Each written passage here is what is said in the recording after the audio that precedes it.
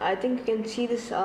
This is not touching because of the magnet I have placed here, and this magnet is facing north. Is placed at the position north,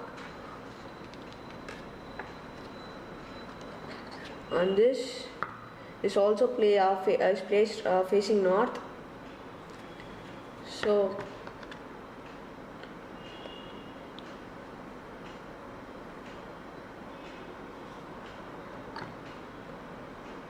So just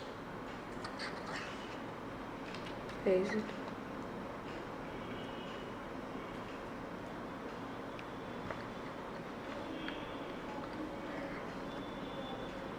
This happens because light charges repels.